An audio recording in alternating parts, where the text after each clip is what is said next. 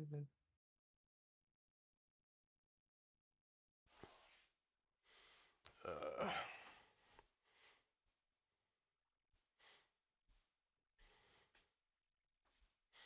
all right. Let me grab some water and then we can start. All right.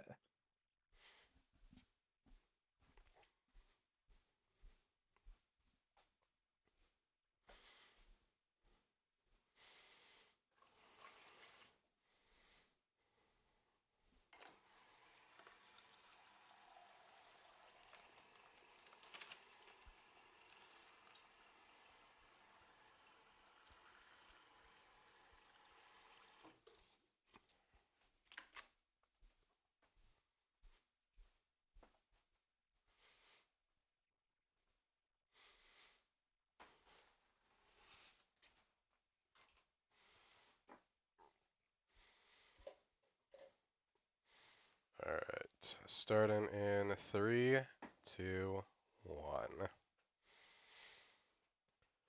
Welcome, everybody.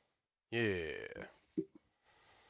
Today we're going to talk about Ultraman Blazar episodes 3 and 4. We still don't have a name for this thing, and I have no idea when I've we're been going to come up with one. wondering. Like this entire time, like every time we start, because we've done, this is episode 3, well, the third episode we're recording, and like, I am acutely aware that we have never actually figured out what we're calling this show. Yeah, I kind of popped in my head today when I was rewatching the episodes. I was like, I wonder if Nick came up with a name. Nope. I'm going to have to like find out what names are already out there for podcasts and like try to avoid taking one. You're not taking one, you're just taking inspiration from them and then possibly plagiarizing their names. Yes. No, Oh, this these two episodes pretty solid in my opinion, although I feel like for Blazar that's going to be like a more or less what we're going to say for most episodes. This show really does just fire on all cylinders. it does. I will say though, the monster designs in this episodes weren't my favorite. I can agree with that. I think I kind of liked the one for 3. For it it reminds me of a lot of Showa Ultra kaiju, which isn't a bad thing, but it doesn't quite match what the show's going for, in my opinion. See, I liked it better than in 3. I just didn't like how moist it looked. Ah, see, I thought that was fun. I was like, ugh. I don't know. It's about something about a moist looking gravoid just doesn't sit well with me. Yeah, fair enough. Anyway, let's cover episode 3. So this is last time we talked about like the introduction of Earth Garon, like when we were shown Earth Garon at the very end of episode 2. And episode 3 is all the setup for and usage of Earth Garon in its first fight. And boys, his introduction beautiful. Oh yeah. At one point I wrote down Evangelion launch scene vibes. Oh my god, you're right. Yep, when it comes up out of the fucking ground, it like feels like it's an Evangelion launch. Like not as fast, but yeah. Great shit. I didn't put those two together.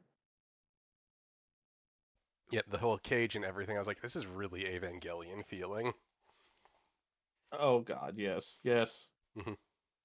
Yeah, so we get the introduction of Earth Garon and the idea that it's this Ultraman's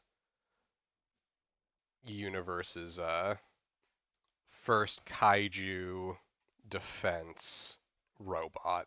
This is like a thing that pops up in other Ultra series, but this is the first one we get from this one. And like we talked about last time, beautiful design. This is probably, I can only think of like one other kaiju defense mech that I like about this much, and even then I don't like that one as much as Earth Garon. Like, I'm currently looking at the SH Figuarts of Earth Garon sitting on one of my shelves. That's how much I Oh enjoyed my. this design. Uh, Not only that, but there's some optional parts that I had to pay extra to buy that are gonna ship sometime in November because I pre-ordered oh, them. holy shit! I love this I'm not thing's gonna lie. design. Your your your collection. I'm not gonna lie. I'm pretty jealous of. Oh yeah, I'm very happy with it. Although I'm definitely like acutely aware every now and then, like getting a little tight on money towards the end of the month because of it. But no,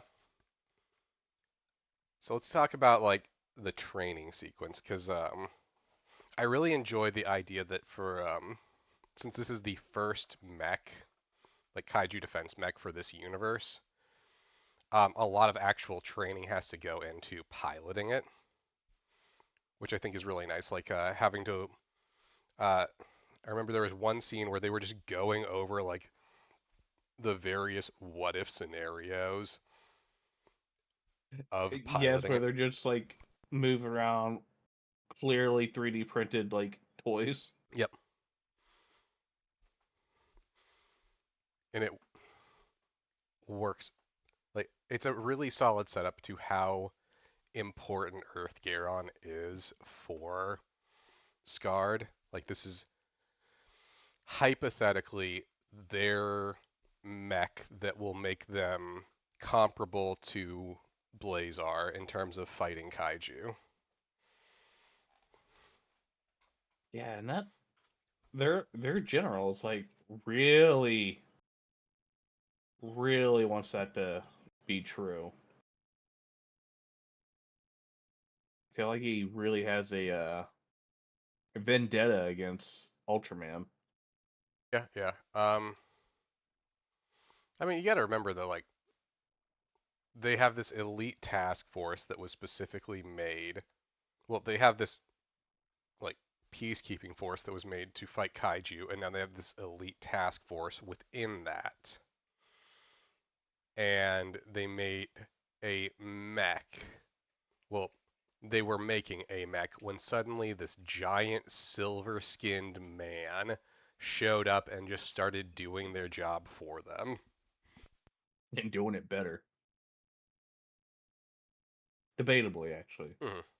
So from that side, like you can totally see why this guy is frustrated with how things are going for his team. Like hypothetically, this should be the group that is always bringing down kaiju, and they've had two in a row that have been brought down by Ultraman instead.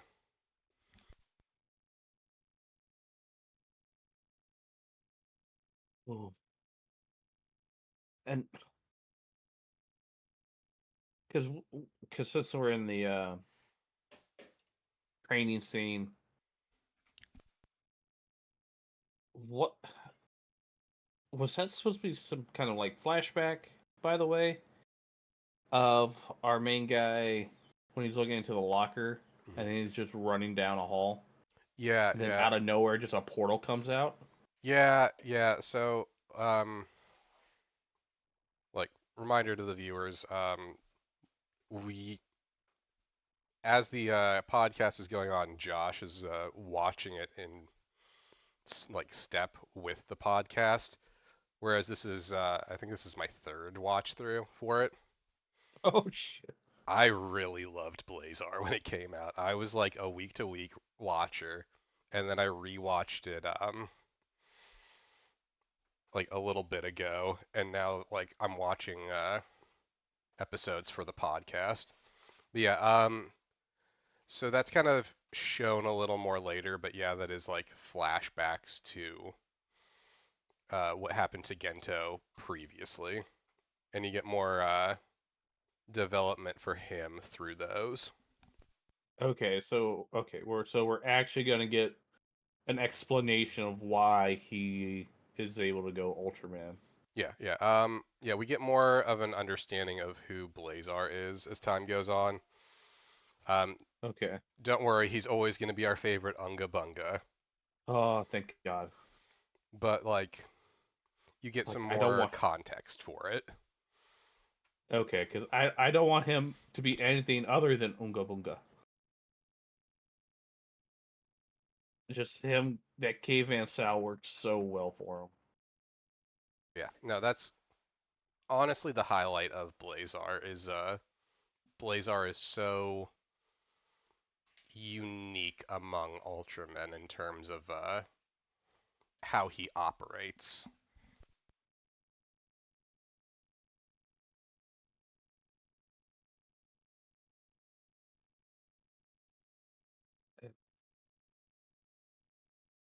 So let's talk about the kaiju for episode 3. I know I liked it more than you did, but Oh, Tangular. yep. Um, and this is another. I think these two are both. This one and the next one are both new designs. I could be wrong. I know this one for sure is a new design for Blazar because that's where a lot of the suit budget went to. Instead of giving Blazar a bunch of different forms for situations, they've just put the money towards making some new kaiju for the series. Which, Which I'm not upset about. oh yeah, That's fantastic.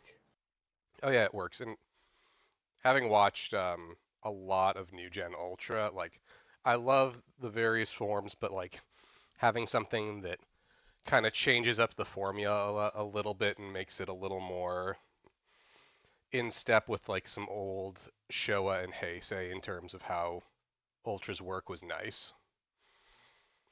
But anyway, so Tangular, I enjoyed the design because I thought it was kind of like a fun take on like a bug kaiju. Yeah, it's got like a what is it? Almost like a. It's almost like like a yellow Heracross and Scyther mixed together, Hmm. And I like the idea thrown that, in with a little bit of a face hugger like mhm, kind of, tube mouth. yep, yep.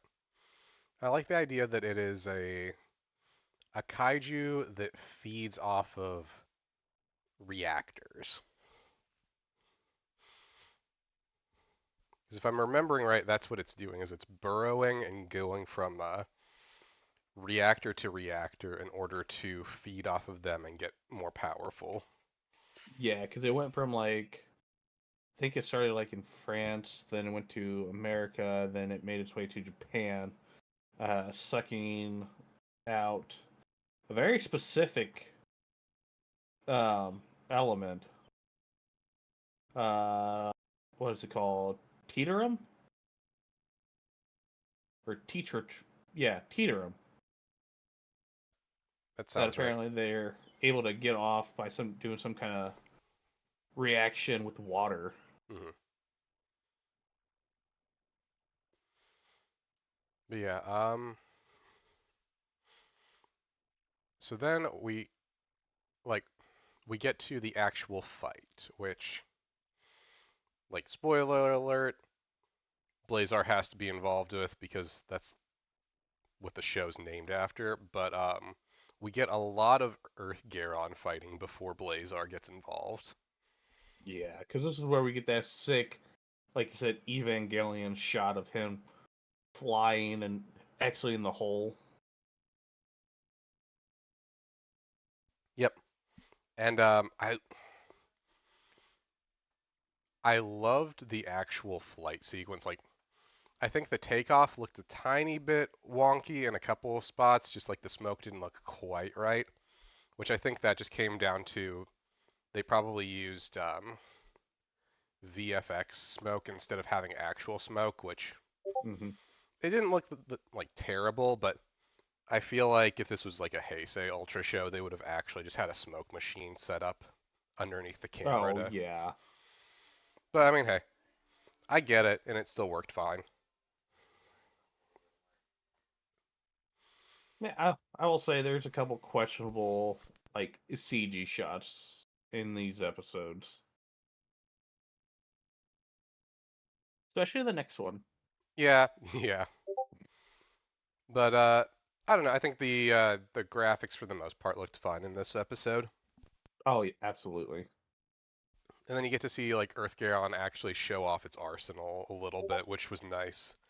Like you kind of have to have the initial introduction of the mech show off what it's capable of, especially with all the build-up we had to it over the first half of the episode. Just like having people be introduced to what Earthgaron is and what it can do. Yeah, and the mouth cannon. So that is one of the add-on pieces that I'm getting is the actual like Yes. beam that comes out of the mouth. Like I've got like the the the cannon part inside of the mouth, but the add-on pieces come with the actual beam coming out of the cannon, so I can switch out the cannon for the beam blasting cannon. Oh, I love it. hmm It's gonna be sick. Um, again, like I know we talked about this too. Earth Garon has a lot of really good Mechagodzilla vibes without straight up just being Mechagodzilla. Yeah, like I said, it gives me the vibes of Mechagodzilla, and then the Dragon Zord from Power Yep. Rangers. Yeah, I will 100% agree with that. It is really well done to hit that sweet spot of like it feels very familiar even though it's brand new. Yeah. Honestly, I wish this was in the fucking Godzilla series. It's so good. I mean honestly like if they had put this in the legendary movies instead of the Mechagodzilla they had, Oh, like I mean I'm not going to say people would have liked it more, but like Earth Garon is a damn clean design. is okay, like obviously I love the Legendary series, but damn it, is that Mechagodzilla uglier than sin? Yeah, I have as someone who's open about having problems about that franchise, I've seen the fucking Mechagodzilla design from that, and that is another reason why I do not care to watch King Kong versus Godzilla. I will as soon as Josh and Alex are able to all watch it, but Uh, I'm not so looking forward to it. the fights between Godzilla and Kong are great though, and Oh, I'm then sure. fucking they had a and what they did like how Mecha actually becomes sentient bugs the shit out of me too. All right, and we will have to Ah, we're save getting that. off Yeah, track. I was gonna say we're gonna save that for a later episode. But yeah, so then obviously Blazar has to show up because again it's his show and it would be weird if Blazar didn't show up. Okay, this part in the next episode, like him showing up bugs me because Emmy is there for both entities, and he transforms or summons like in viewpoint of everybody, but yet he goes unnoticed. I like to, and I haven't watched the movie yet because there is a Blazar movie. Oh, really? Yeah, yeah, it's after episode 25. I haven't watched the movie yet just because it's still kind of new and I don't know if there's an official English translation for it yet. But my head canon is that I don't think everyone on Scarred knows that Gento is Blazar, but I think at some point during the course of the series, Emmy has to have figured it out. She has to. I mean, he does it like 2 episodes in a row, like right in front of her, Hmm. basically. Well, and like out of all of them, Emmy is the like she's the like the ground combat specialist, but she is also their spy. Like she is good at gathering intelligence too. And Yeah. I have like that is my one head canon thing is that I think Emmy has figured it out. I don't think everyone has. I think she has, and I think maybe Yasunobu has. I was gonna say Asanobu would be the next one. Hmm. Anyway, though, how do you feel about the fight after Blazar gets involved? That felt very show of era. He's just he can't touch it. He just gets so hot, and he burns his little hands. Yep. Like So another great way of showing that like that he is our caveman ultra. Is he just like he doesn't get hot.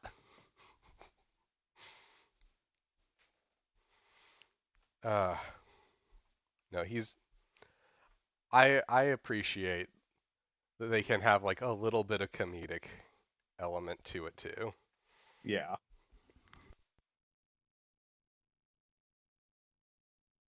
As much as I like Uh, to think of these shows as for adults, they are still for kids and having those moments where they can have that comedic little like, oh, the Ultra got hurt, but he's fine, but like he got hurt in a funny way. Does well, yeah. I like mean, still make it it's the best accessible. way to sell, sell toys. Oh yeah.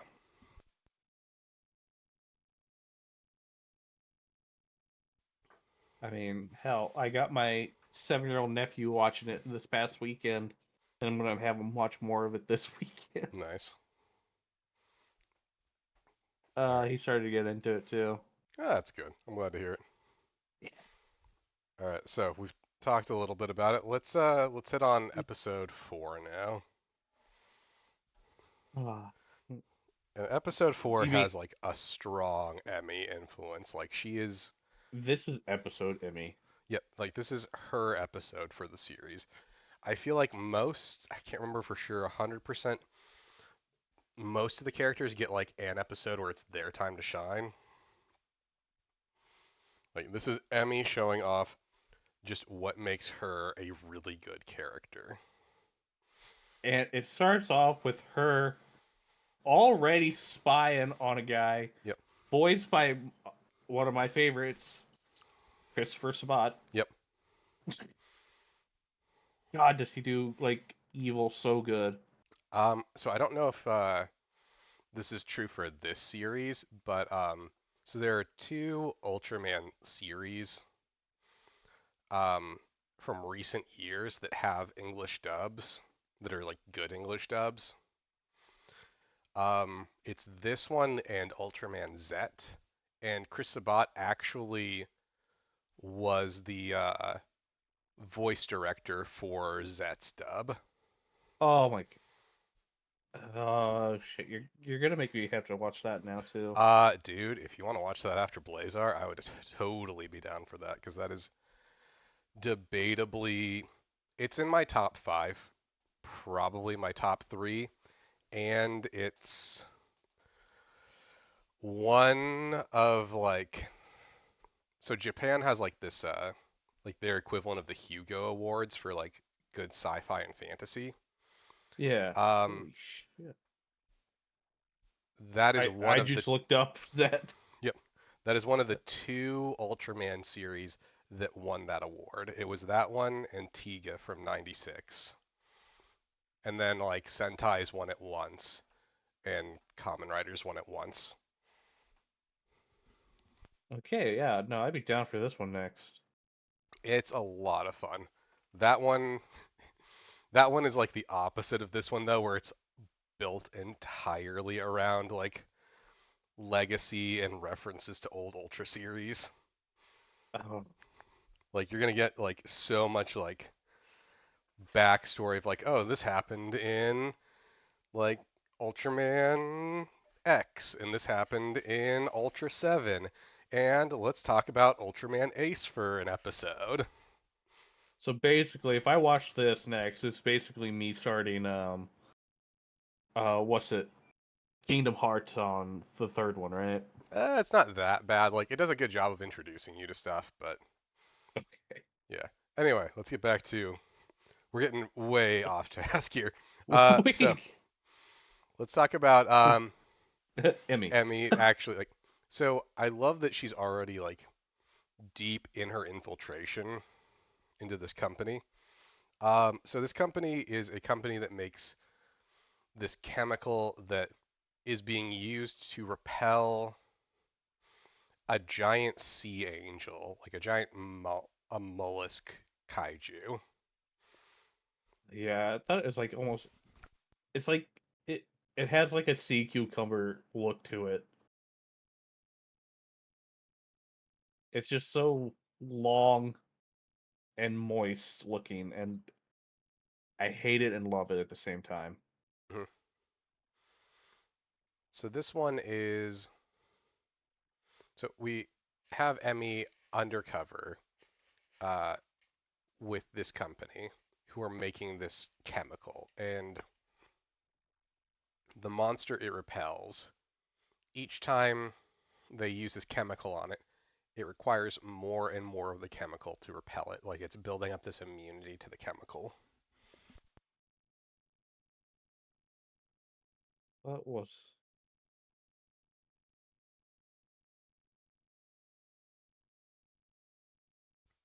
So because of that, like it's fairly obvious this isn't a long-term solution. But this company is making more and more profit off of making this chemical because they have to use more of it each time in order to repel this kaiju.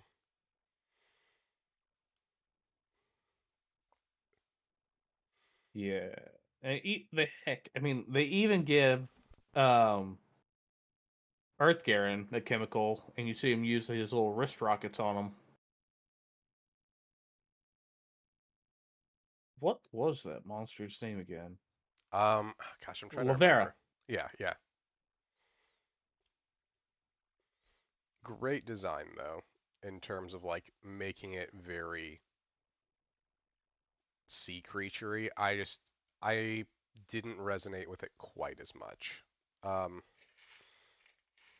I think it was the fact that every time it got hit by that chemical, what the hell was it?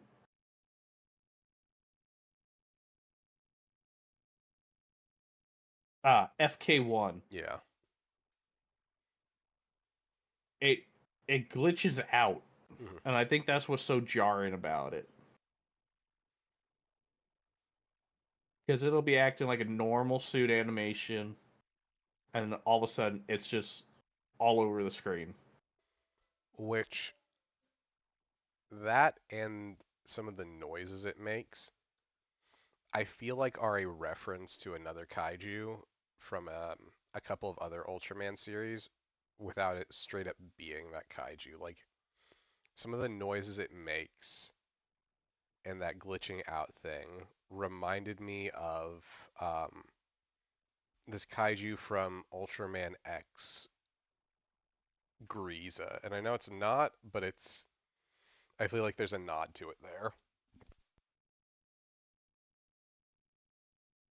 Huh. I just looked up Grieza. Shit, that's a nice design. It is. It's a really fucking dope design. Ultraman X, also a solid series. But yeah, so let's talk about Emmy's undercover exploits because again, a lot of this episode deals directly with like her undercover endeavors and the rest of the team kind of like being assistance for her and using the information she's gathering to try to prep. Yeah, because I. Oh my god, yeah. Trying to find the right words to say here.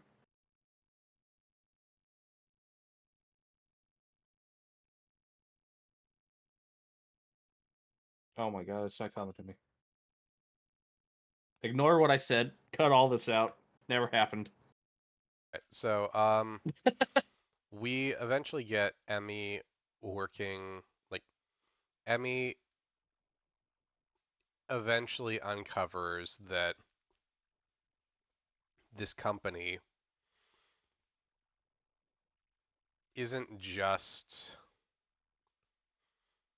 benefiting from this random kaiju, that they've actually manufactured this kaiju, that this kaiju was designed specifically with an aversion to this chemical they're selling so that they can make money off of being the only the only company that can repel this kaiju. Yeah, because the guy that Christopher Sabat, the main villain, as I put in air quotes, uh, Hiroshi, God, I'm gonna butcher the last name. Mm-hmm. Sonzaki. Mm-hmm. Sonozaki, I think. Yes, thank you. He apparently also worked with the GGF, I guess, in the past in the chemical division, and that's why he was able to do what he does in this Mm-hmm. to make the FK1. Um, but Emmy has to go through a lot of shit actually to uncover all the documents that that he basically burnt and destroyed. And I think it's in reference to what possibly was that flashback. Because it was under some kind of attack or something, if I remember right. He was able to go in, destroy all the evidence. Mm-hmm.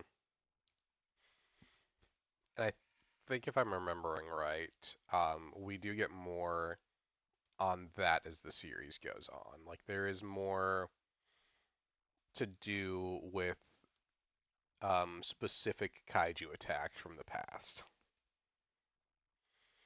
Okay, that'll that'll help because I mean, if but also raises questions why they didn't create a giant robot earlier.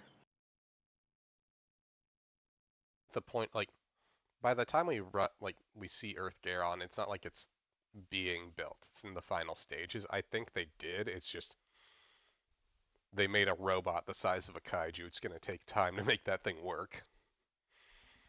Yeah, good point.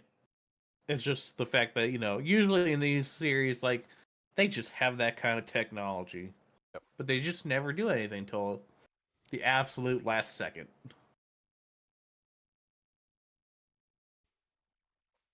true. Um, yeah. So let's see. So after Emmy basically has to be this guy's secretary for a while, she gets the big reveal of like they made the kaiju and that they're like this is an insidious business. And then there's like the reveal within the reveal that they didn't just make one, they made a bunch. And that the guy who's in charge of this company is aware that the one they're currently sending out will eventually build up a full immunity to this chemical and have to be killed off.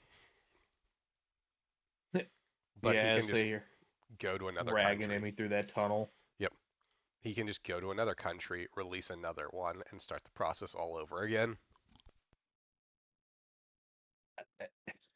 Like I know they talk about but what the hell was his end goal? Because eventually there's just going to be this monster everywhere, and he's going to have nothing. Well, I think his thought process was like, well, especially now, Blazar's out there. Eventually, Blazar will kill off these things. He's just going to release them in batches, like repelling them until Blazar eventually kills it. And then he'll do lather, rinse, repeat. Like, if Blazar wasn't around, I don't know exactly what the plan is, but Blazar existing, well, there's your solution to the problem. Now we've got this giant silver-skinned man who's going to kill the monster when it becomes too difficult to control. I mean, I guess he is pretty full of himself because he literally listens to a hype tape while meditating through this too Yep. that we didn't mention. I forgot And about it's that, yeah. just I'm pretty sure it's just him as well doing the hype tape, just saying how great he is over and over. Yeah, if I'm remembering correctly, yeah, that is just Chris Sabat telling himself that he's amazing. Which I wish I could have been there because that's absolutely amazing. And I feel like that's something Chris Sabat would actually do. Hmm. Just go to a convention and ask him to record one for you. Oh my god, yes. Hmm. It's like I don't care what it costs me. I need you to do this. Yep, It's for my mental health, not you. yep. So then, obviously we get the fight. Bef- well, which one? We have finally a good human fight. Yep. Oh yeah, no, the one where Emmy actually gets to kick some ass, which I mean, she got to kick ass in the first episode too, but like that was before we knew who she was. Yeah, now we actually get to see some of her skill. Hmm. As Gento comes running, ruining her plan. Yep. Oh, speaking of plan, their plan to deal with Emmy was to cryo freeze her for 200 years. Like, that's. I don't know if that's how you deal with a problem. Why would you just not try to kill her? Because we're evil, and instead of killing someone, we're just gonna freeze them so that that's future We're us's problem. villains. Yep. We're not monsters. She is still a government official. I can't just kill her. Instead, I'm gonna make her go Oh, missing for 200 years. oh god. But yeah, anyway, Gento comes running out of nowhere, ruining her plans. Hmm. Which I Um, love. I love that Gento is like. So Gento's a great leader, like great ultra host, not perfect, which I love. I love the idea that this is not like some flawless protagonist he can fuck up to. but in episode 1, they make him sound like a flawless leader. Which is why I like that we get that building of like, I mean, he's really good at his job, but like, no, dude's not perfect because no one's perfect. Except for Blazar. He's perfect in every way. Hmm. Uh, but yeah. Gento comes running, gets into a fist fight with the two lowers, Hmm. or We can call him two thugs. henchmen. Let's call him yeah, henchman works. Yes. Kind of, I couldn't find the right word there. Um, and as he's fighting and getting double teamed, he's just like, Emmy, I can use a hand. As she's being held at gunpoint by this point, Yeah. which, holy shit, her James Bond, like John Wick moves here. Oh yeah. Disarms the guy, knocks him unconscious, disarms the firearm. It's 9 millimeter, I believe. Hmm. Throws it and then grabs a rope and just starts whooping ass with the rope. No, she is. I mean, like, surprising no one, she is the best hand-to-hand combatant in Blazar, which is kind of a so like it's not always a thing, but like the new gen especially like I'd make the argument from like Jeed. I shouldn't say like a few. of the new gen series have really made an effort to make like really strong female characters. Um, and like she is a really, really good interpretation of like this strong, capable female character that they're trying to put in Ultra series right now. Well, I mean, I'm gonna say like they really did her justice. She's like the best character so far. Oh yeah, and like having her be a better fighter than Gento, I think really, really works. Yeah, I will definitely say a certain well-known company nowadays making a bunch of movies and shows could definitely learn a thing or two uh, about strong female characters from this. Yeah, I feel like you could have said that about so many different companies, though, unfortunately.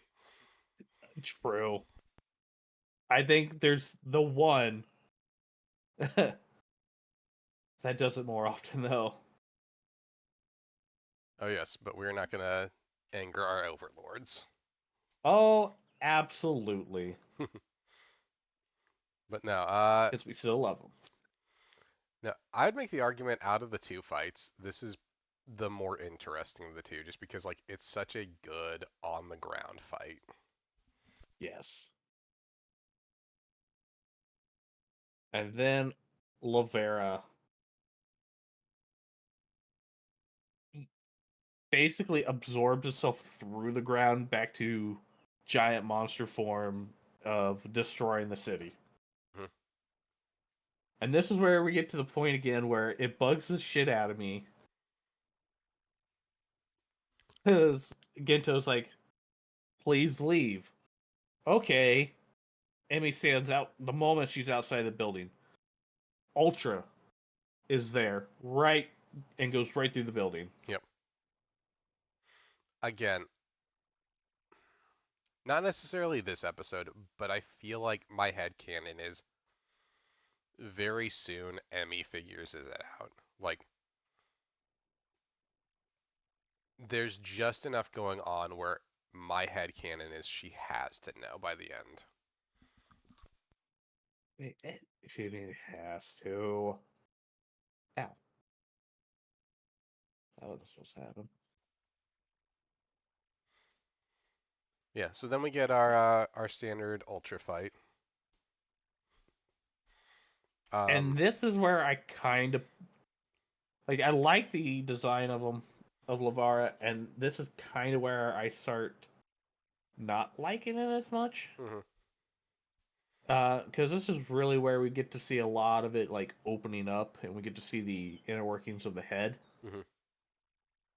and we just see a bunch of flashing lights on the inside. Yeah, yeah, that happens with a couple. Well, one more for sure kaiju in this series is there's like some choices that they make with it like that where I like the end result, but the nuts and bolts of it bother me. Yeah, I just feel like with this design because it's a very like silky cloth like costume with it, with it being moist, a little too much comes through, so it's pretty weak to be honest. Yeah, yeah. But this is also where I kind of feel like it takes inspiration from a graboid with how it opens up its massive maw. Hmm. Which I appreciate, but like again, there's just I appreciate that it's doing something new. Let's say that. Like Yeah. um the Ultra franchise, I love it to death and I love the idea of like how important legacy is to it. But there's like some seasons where you get like maybe two new kaiju designs and then the rest of them are from Showa or Heisei. Well, like the problem is with a lot of them, I feel like once we get to shows that do giant kaiju battles, Hmm. some of them try to make their kaiju too busy. and this one's like definitely one of the simplest designs. Um, I know it's based off of a sea angel, but it's like it almost feels like an albino Hedorah from Godzilla. I could see that, yeah. But I also appreciate the fact that Ultraman really can't do shit with it. Like he can't beat it on his own, Hmm. and it actually takes Earth Garon to do 90% of the damage here. Which is what Uh, I think these episodes do is like do well is establish that Earth Garon is really necessary and important for the series going forward. and honestly, it's not even Earth Garon. It's Emmy once again, because Emmy's the one that formulates the plan to defeat this monster, basically. Because after Blazar gets out of the breaks out of that building, they start fighting. There's just this massive liquid nitrogen tank, and Garon makes the funniest throw possible, and it just happens to explode perfectly inside the monster. Yep.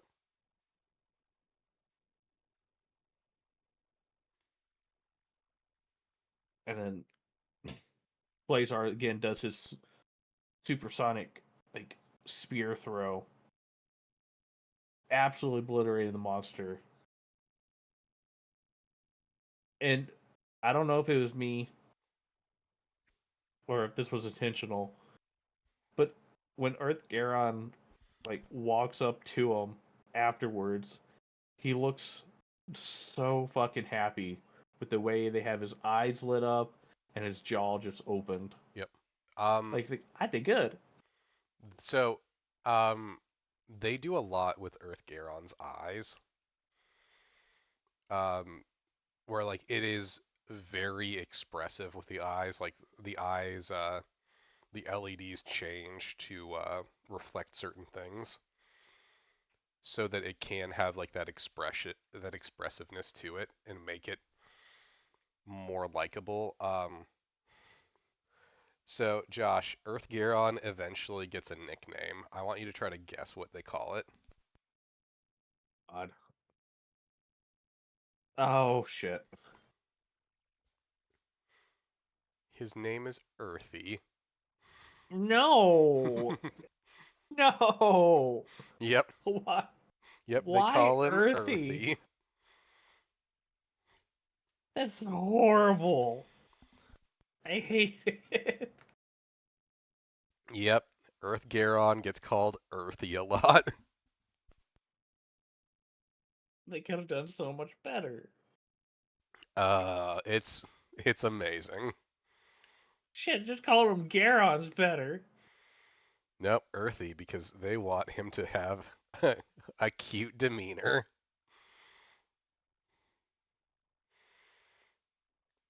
That expressiveness was to set up the idea that Earth Garon is kawaii.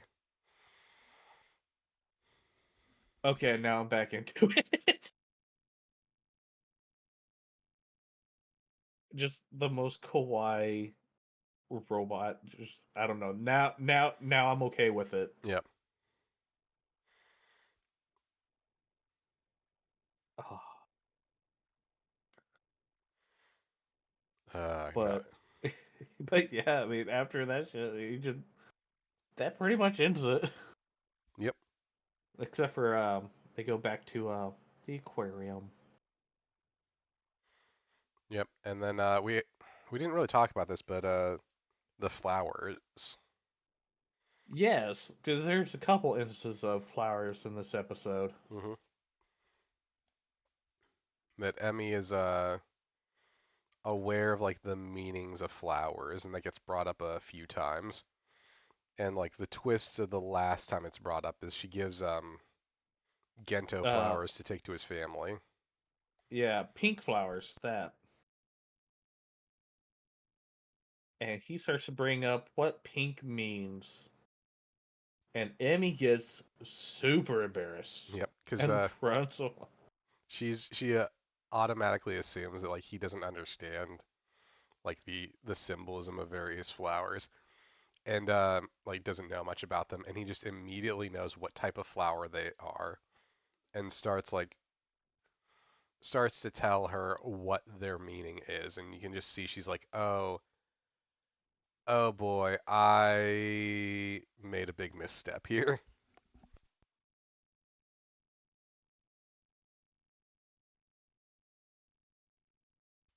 I assumed my boss didn't know anything about flowers, and it turns out he knows a lot. Turns out he knows I like him now. I will say their chemistry is actually super good in this, and the entire series. I will say so far. Mhm. I feel like again, casting was so good for this show. Like I've watched it subbed and dubbed, and like the casting for like the actors is really good, and the casting for the voice actors is also really good. Yeah, Like, because I'm watching it in dubbed right now. mhm, I do want to find just a subbed version. it's on YouTube. It's all on YouTube. What You the can hell? switch it from subbed to dubbed and dubbed to subbed. Yeah, you can just Um, change the language track on it. Like, oh shit, I'm an idiot. Yeah, you're right. I yeah, can do that, can't I? yep. Supro's honestly fucking killing it when it comes to the release. Oh my god. Okay.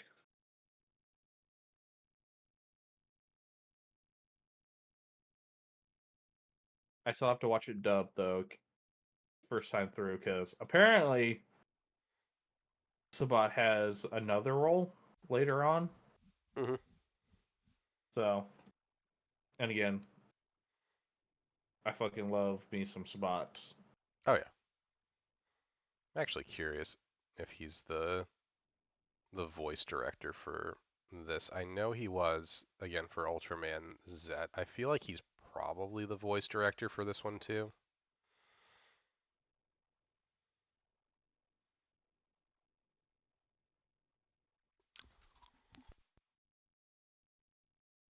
Well, let's see if we can find out here.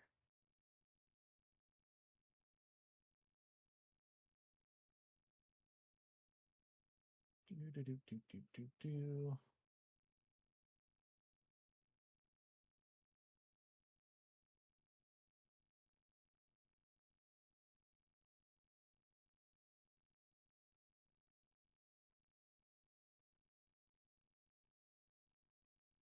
No, looks like he. Oh, I thought he had two roles. Maybe he just has one.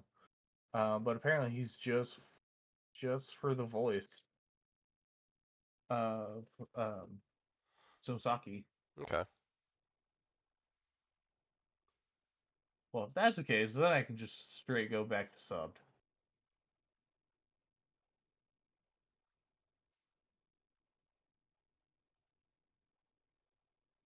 All right. All right. So, Yeah. Josh, are there any predictions you have for what's going to happen as the show goes on? We're 4 episodes in. We're with um with the like clip show episodes. We are a seventh of the way through the actual series.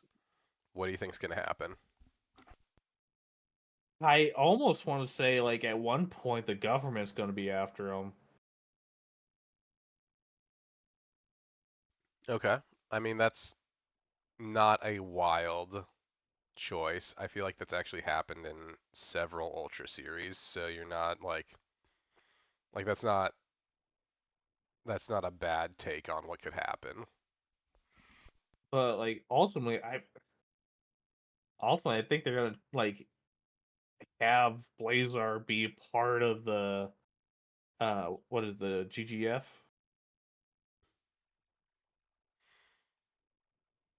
Yeah, yeah. Okay. Any other hot takes before we call this one good? All I know is for the love of God and the love of all Ultramans, I just hope Tangular does not show back up.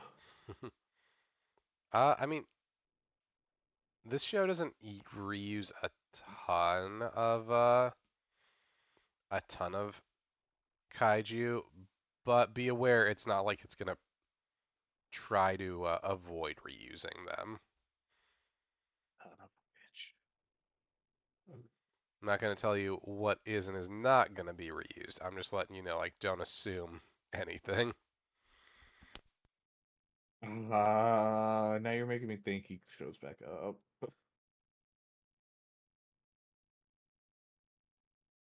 But yeah, no. As of yet, no real predictions. Besides that, I don't know if anything too wild is gonna come up. All right. So with that, we will call this an episode. Before we wrap, we also had the release of Ultraman Arcs trailer. I'm Oh, I'm torn on that design. Actually, you know what? Hold on. I'm gonna stop. Future Nick, cut this. We're gonna put this into a mini-sode. All right. So we're gonna talk about the Ultraman Arc trailer because I have opinions on some things, and this is gonna be like our preview talk. I'm not gonna say we're gonna watch this or not because I have thoughts about Arc coming forward, and I need to talk about it.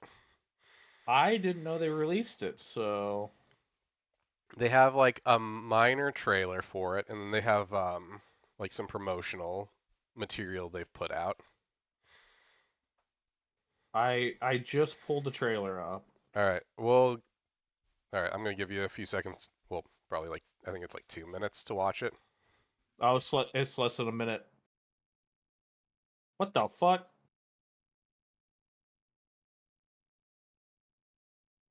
Okay, I have problems right off the bat. Yeah, there's elements I like and there's elements I dislike about it. Like my biggest problem with Arc in terms of a design is I don't like his head. Yep. And it's not like we've had some bad Ultra heads in the past. I'm not gonna say like every Ultra's had like an amazing design for heads. In fact, I'm gonna have some controversial takes and I'm gonna piss many people off by saying I don't like Taro's head, and Taro is like super beloved. But I don't like Ark's head at all. I think that the weird negative space it's got going on in the weird head crest that it's going for doesn't work for me. No, it And does not. like the rest of the suit is fine. I'm not gonna say it's good. I'm not gonna say it's bad, but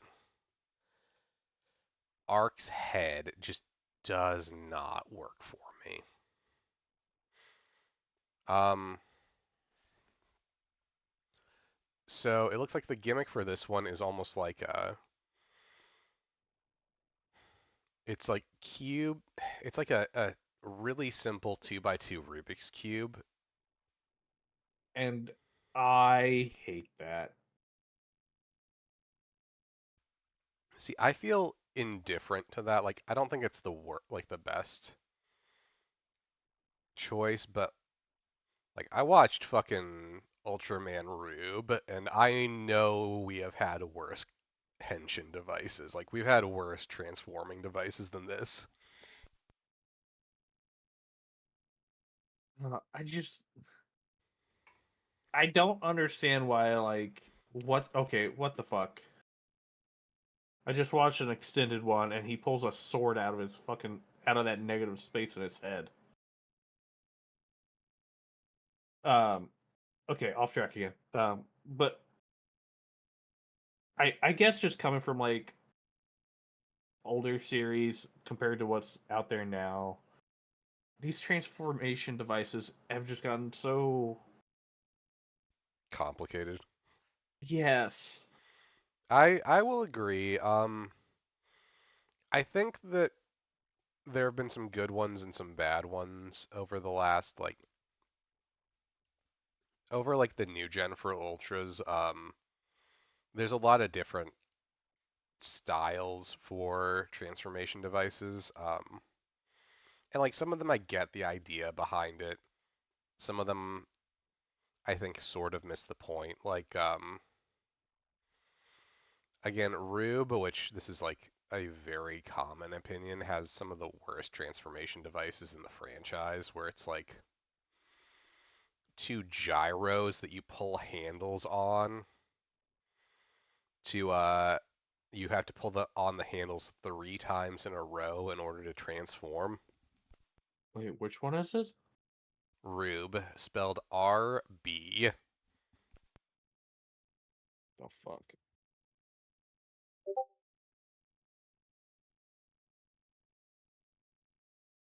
That show's saving grace was it had a really fucking fun villain.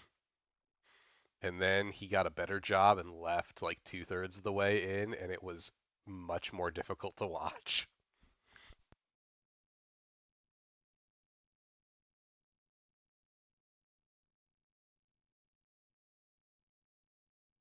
Oh my god. Yeah, no. So like Ark's design for transformation device is stupid, but like I watched all of Rube. I'm not gonna say it's the worst one we've ever had.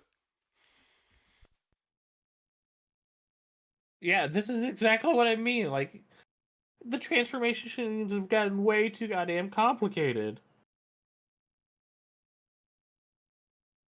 Like I that was straight up a bop it they have to use. Yep. Yes, it was. And like thankfully that's the worst we've gotten, at least in my opinion. Um, but there's some pretty bad offenders out there in terms of like especially new gen transformation devices.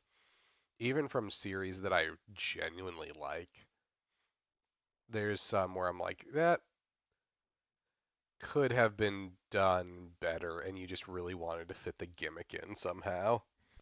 Yeah, like I'm not gonna lie, like their designs are kind of cool. Oh, never mind, I lied. They fully turned around, and now I hate them. But yeah, and then another thing that I through a little reading learned about was that Ultraman Arc is going to wear armor in his series, specifically armor based on the sun and the moon, and that his sun armor is going to be based around like Oh, attacking power, and his moon armor is going to be based around like speed.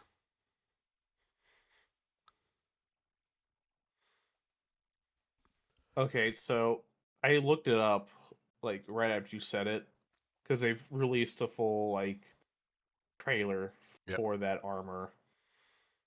That is awful. Yeah, I mean I'm gonna watch the first couple episodes to give it a shot, but like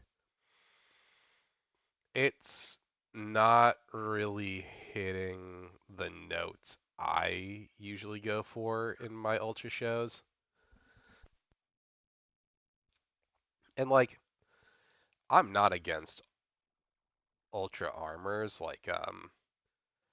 I'm pretty open about enjoying X, and X's entire gimmick is that he wears different suits of armor. But like I think those armors worked because they weren't like the design worked a little better and what they were going for with like um so X's designs for armors were based around like kaiju that he fought. So like oh, he fought Ella King this episode and now next episode he has access to an armor based off of Ella King. But this one feels like they're a little gaudier in my opinion and I feel like based off of what I'm I've just heard, it's based off of this guy's like things that he imagined when he was a kid, which that's cute and like that's probably going to work really well for like the younger audience, especially considering like Blazar is a little more older audience oriented, not 100%, but more so than some of the past ones. But I feel like it's leaning too hard in the other direction now, which I mean, I'll have to see. Maybe it'll work. Like I said the same thing about Kira Major for Sentai, and like that fucking apparently slaps. So what do I know? yeah. I mean, the armor sets for X, like I'm looking those up now too. Like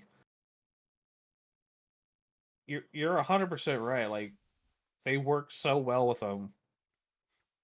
But I think that's They're also also not so. They're not as bulky and like cumbersome hmm looking. and they work with X because I feel like X was designed like his design is a little more tech looking, not tech our friend, but like technological designed, and having Yeah. like those tech armors works because then like you have that unifying motif of this is a tech oriented ultra using tech oriented equipment. Like there's that synergy between the two where you believe that the ultra would use the weapons and the armor. Whereas for this one, like this one feels a little more fantasy oriented and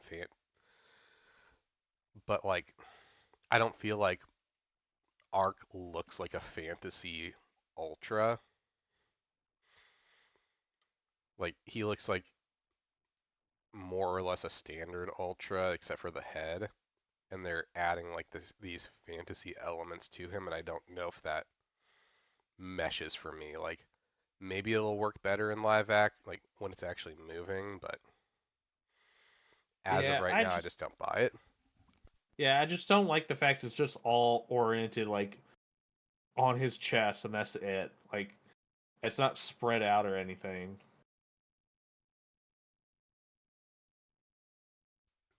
I think it would work if it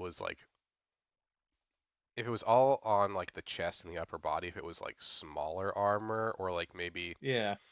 like still had some bulk to it, but like the big one I'm thinking of is like X's Gomorrah armor, where like the bulky part was the arm pieces, but it didn't have like bulk everywhere. Whereas this one, it has a lot of bulk in all the places it's on, but it doesn't cover a lot of places, if that makes sense. Oh, 100%. And then Oh god. some other things they announced for it was that Arc was going to focus on like if I'm remembering right, it's not going to be like a kaiju defense force per se, like that exists in this universe, but they are the relief force instead. So they're there to like help relief for people, not prevent or like fight the kaiju themselves.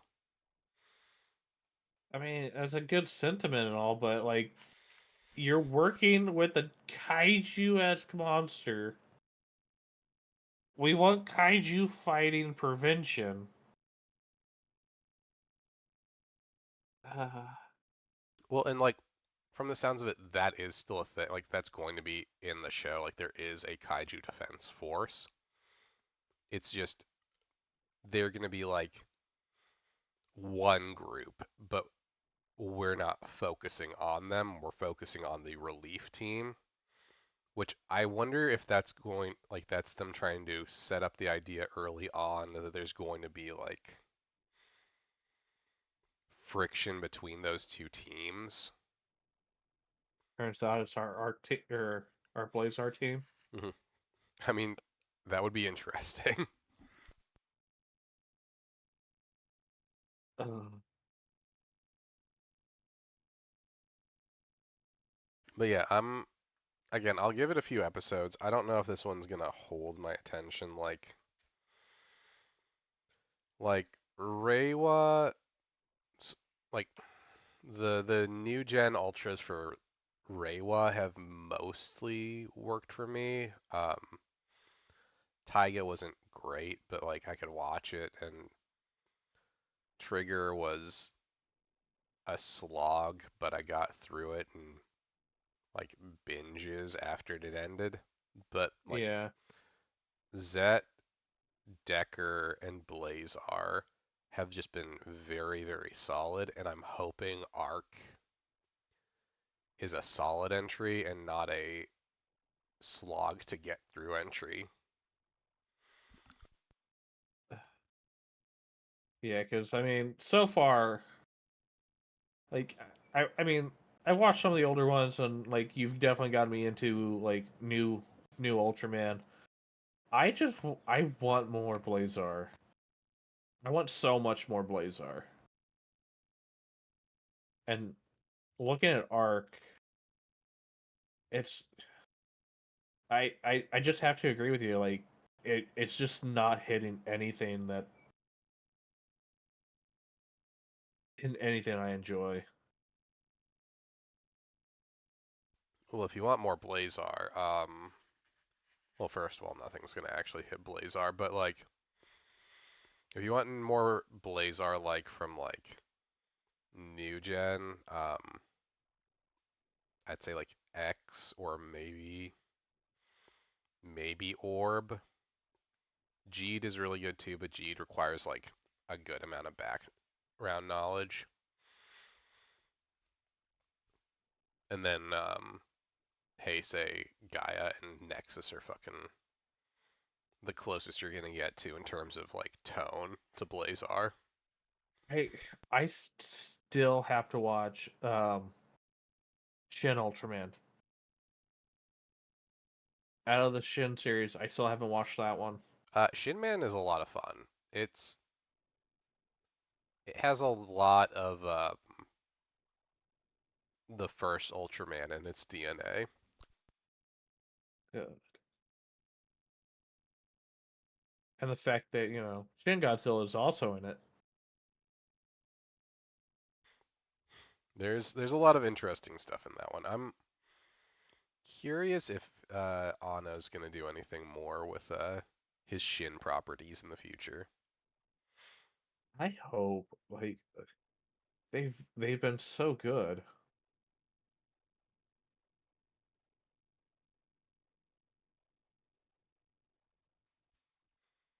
Yeah. With that, this has been our bonus mini-sode about me being up cautiously concerned about Ark and Josh reacting to how truly not great the designs look. God no. I will say though, the monster designs have all been solid so far on everything I've looked up. Yeah, I mean that's kind of if the monster designs look good, the show will probably do okay at least. And well, if they look good and the fights look good. Yeah. Again, I'm just going to reserve my thoughts on it until probably like 2 or 3 episodes are out. So that'll come out in July. And my hope is that after that, Um, After that airs for the first few episodes, I will have a good opinion of it.